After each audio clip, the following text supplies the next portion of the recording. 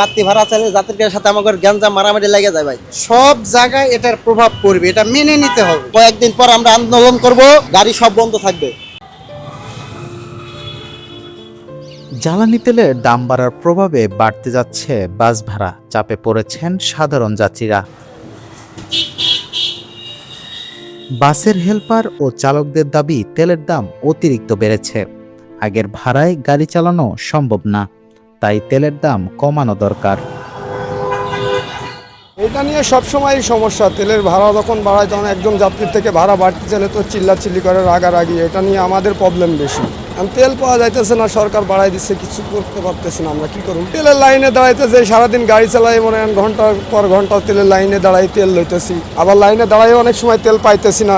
এটা তো সমস্যা। এটা নিয়ে গ্যাঞ্জাম ব্যবস্থা আছেই, এটা কিছু বলার নাই। এখন এসে আমরা আগের ভাড়া এখনো বর্তমান কাটতেছি, নতুন চার্ট আসে নাই, আসার পরে কি হয় না হয়। যাত্রীর ভাড়া হলো 40 টাকা, কিন্তু যাত্রীদের কাছে 5 টাকা বাড়তি ভাড়া চাইলে যাত্রীদের সাথে আমাদের গ্যাঞ্জাম মারামারি লেগে যায় ভাই। কিন্তু আসলে তো ভাড়া 40 টাকা, যাত্রীরা বেশি ভাড়া দিবে কেন? এটা তো সরকারের পদক্ষেপ নেওয়া উচিত। আমরা যে কষ্ট করি আর আমরা যে পরিবহনগুলো চালাই, ঢাকা সিটির ভিতরে অল টাইম জ্যাম জট থাকে, এটা টিপ মারতে লাগে 6-7 ঘন্টা। তেলের দাম অতিরিক্ত হয়ে গেছে, অবশ্যই তেলের দাম কমাতে হবে, না হলে যাত্রী কয়েকদিন পর আমরা আন্দোলন করব, গাড়ি সব বন্ধ থাকবে। খরচই উঠছে না, ভাড়া না বাড়ালে চলা কঠিন। অন্যদিকে সাধারণ মানুষের মতামত দুই রকম।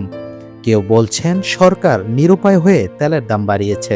তেল তো এই দেশের সম্পদ না, তারপর সর্বাত্মক চেষ্টা করতেছে সরকার একটা শৃঙ্খলার ভিতরে আনার জন্য। যে বাস তেলে চলে তাকে অবশ্যই সে ভাড়া বাড়ালে তাকে ভাড়া ন্যায্য দিতে হবে, কারণ সে তো তেল কিনে চালাতে হবে। আর সে যে গ্যাসে চালাবে তাই সরকার একটা সাইনবোর্ড লিখে দিবে, যেটা গ্যাসের গাড়ি, এটা তেলের গাড়ি।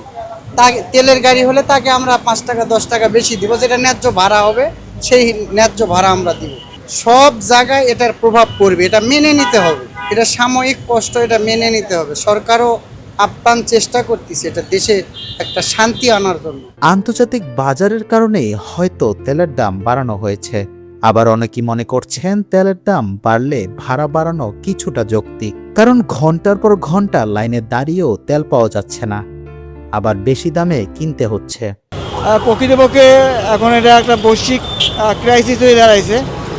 স্বাভাবিকভাবে যদি তেলের দাম বৃদ্ধি পায় তো বাসের ভাড়া বৃদ্ধি পাইবে, এটা স্বাভাবিক। তবে এটা যৌক্তিকভাবে বৃদ্ধি করাটা এটা যুক্তিসঙ্গত। অযৌক্তিকভাবে যদি কেউ বেশি ভাড়া বাড়ায় তা সেটা আসলে গ্রহণযোগ্য হবে না। কেউ তো পকেট টাকা দিয়ে বেশি ভাড়া দিতে চাচ্ছে না এখন, বাট বাস্তবতা যদি আপনাকে বাধ্য করে তা সেক্ষেত্রে তো আপনি অসহায়।